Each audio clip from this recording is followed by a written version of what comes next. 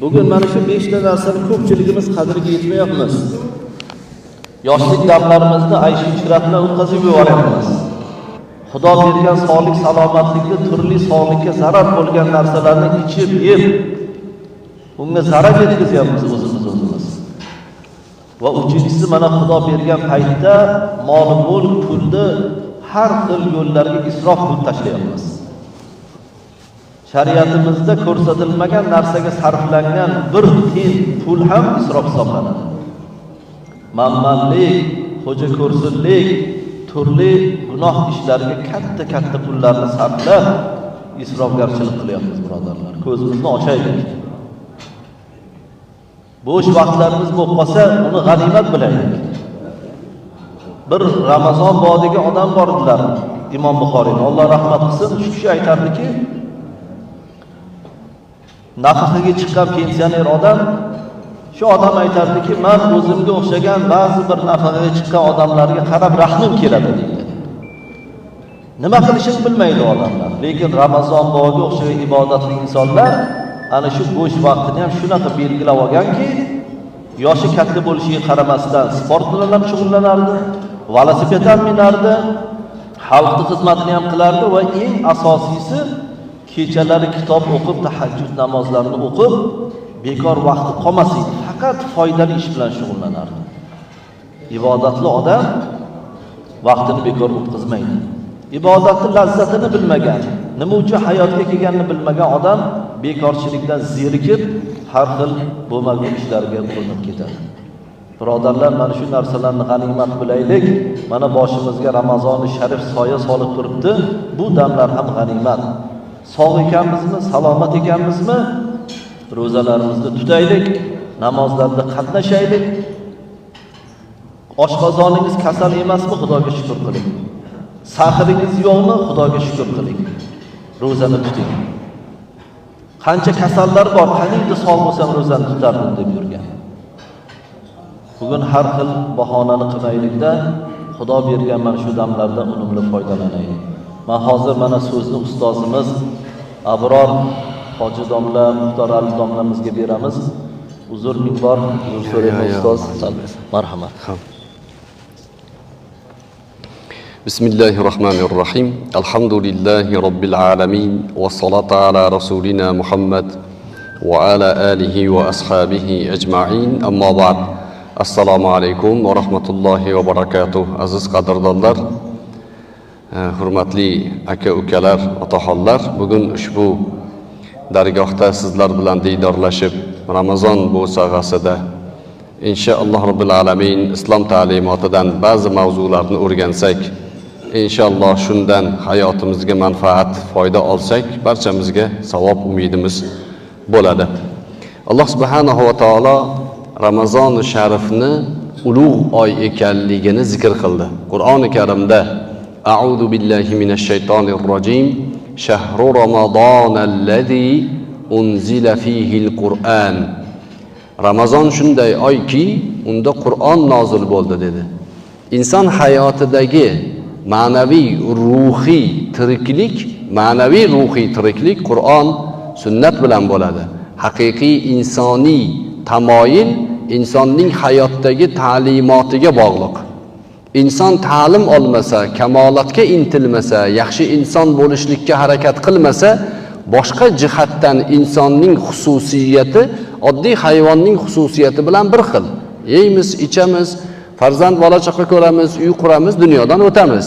Lekin insonning ruhiy ma'noda tirik ushlab turadigan narsasi bu iymoni, e'tiqodi, tushunchasi, ma'naviyati.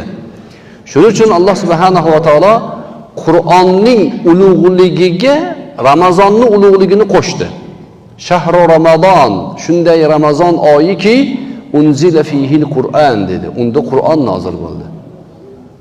Boshqa bir oyatda va kazalika awhayna ilayka ruhan min amrina ma kunta tadri mal kitab walal iman. Payg'ambar alayhissalatu vassalomga siz kitob nimaligini, iymon nimaligini bilmas edingiz. Biz sizga ruhni nozil qildik dedi.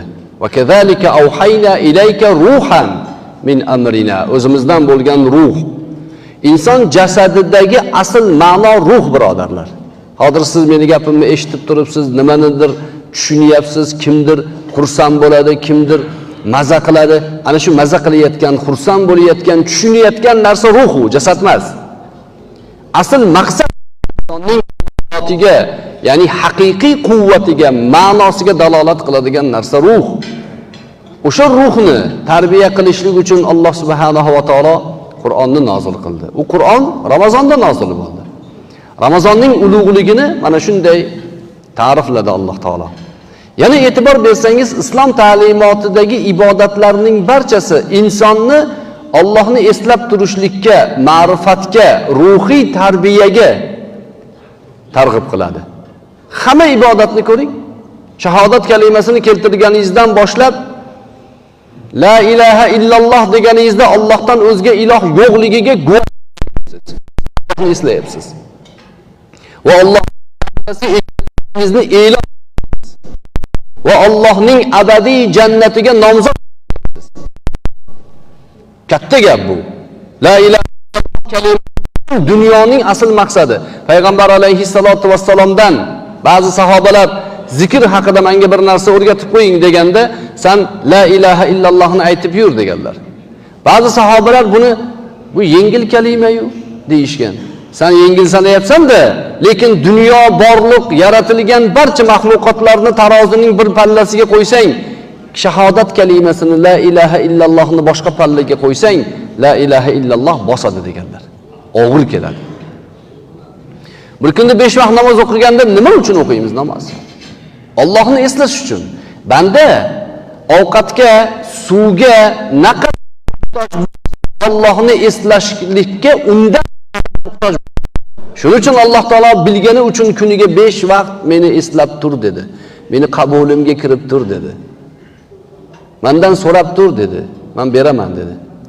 Chunki bandaning o'zi inson nomining ma'nosi esdan chiqaruvchi, esdan chiqaramiz biz. Endi shunday oyki, insonni bir oy Allohni tasavvur qilish, ya'ni tasavvur ma'nosida emas-da, Alloh meni kutib, ko'rib turibdi, kuzatib turibdi degan narsani, muroqabani tajribasi Ramazon.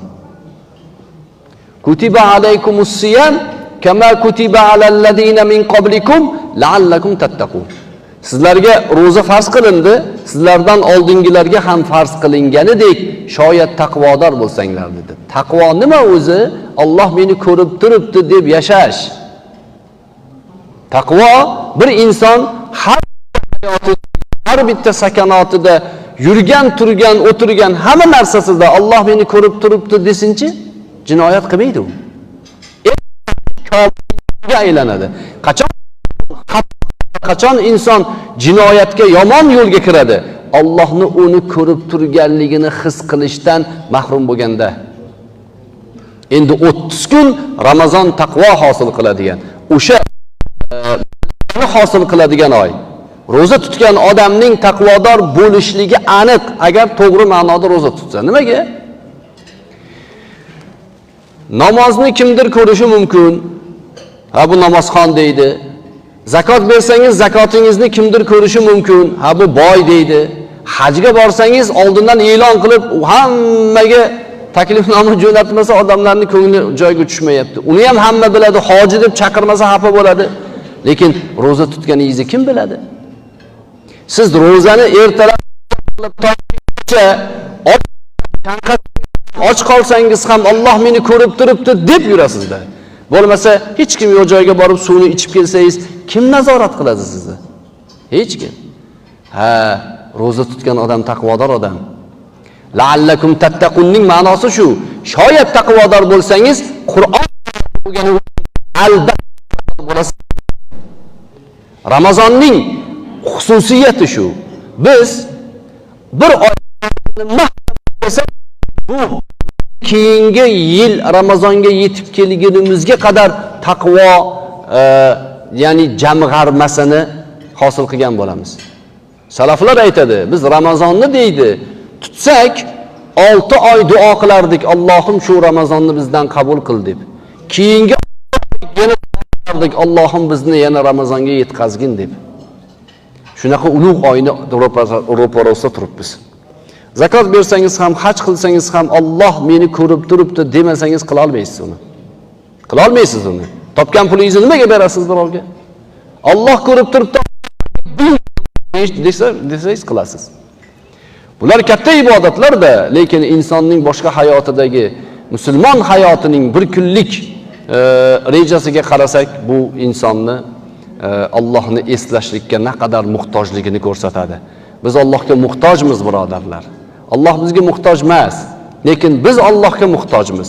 Ana shu muhtojligimizni to'g'ri qondirish uchun Alloh taolo bizga ibodatlarni buyurdi, ma'rifatni buyurdi, komil inson bo'lishni buyurdi. Hozir mana domlamiz aytdilar, katta binolar qurish yaxshi, katta masjidlar qurish yaxshi, lekin inson tarbiya qilish hammasidan yaxshi.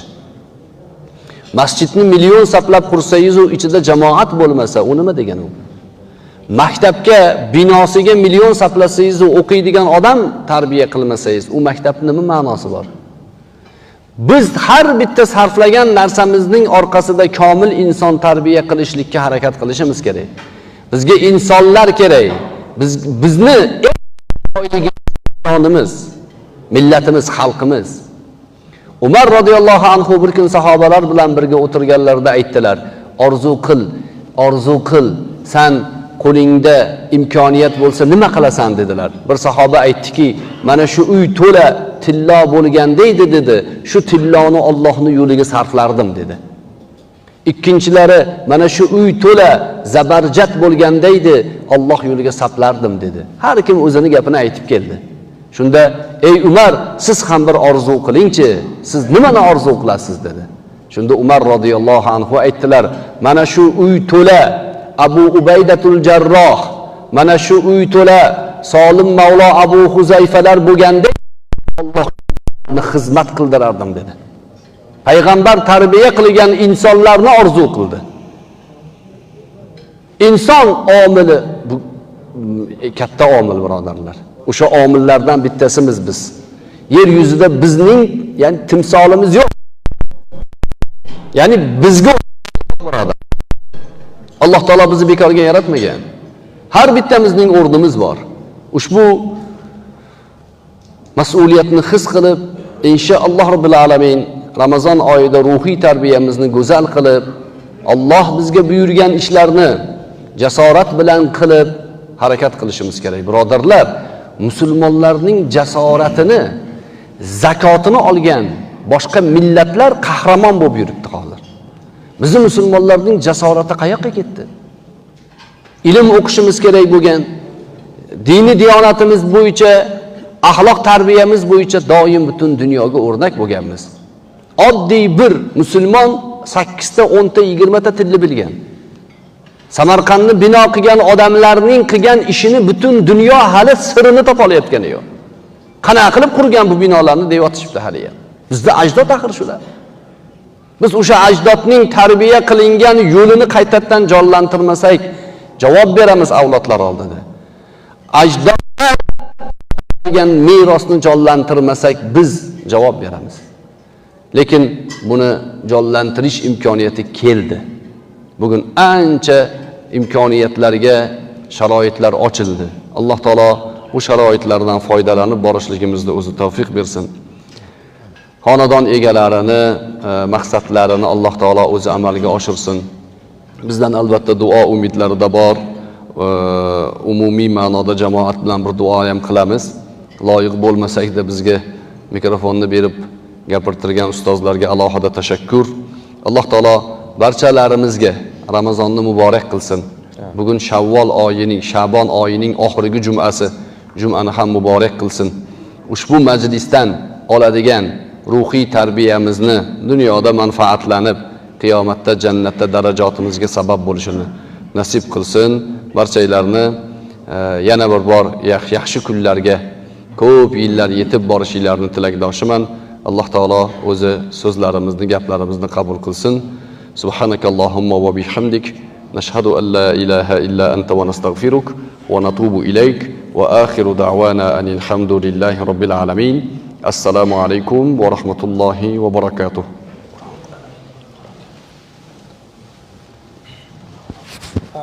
بالله من الشيطان الرجيم. بسم الله الرحمن الرحيم.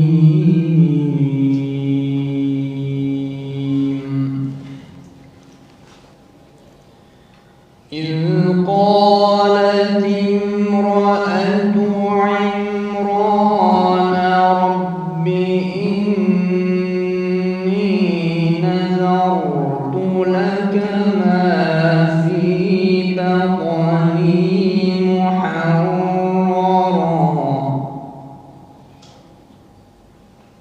إني نذرت لك ما في بطني محررا فتقبل مني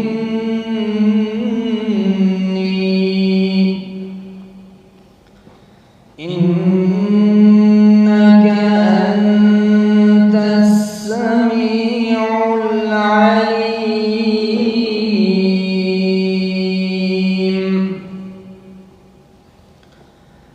فلما وضعتها قالت رب إني نذرت لك ما في بطني محررا. فلما وضعتها قالت رب إني وضعتها أنثى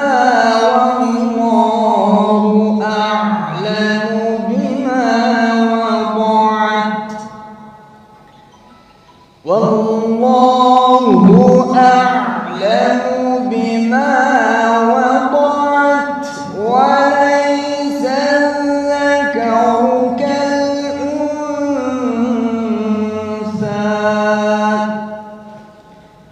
وإني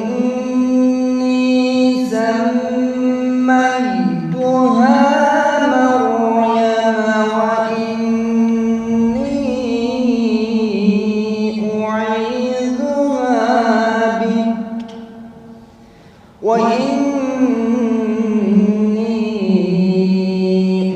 أعيذها بك وذريتها من الشيطان الرجيم. بسم الله الرحمن الرحيم.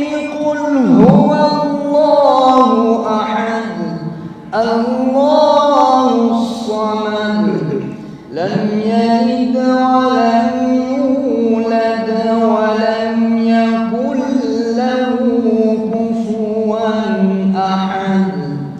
سبحان ربك رب العزة عما يصفون وسلام على المرسلين والحمد لله رب العالمين.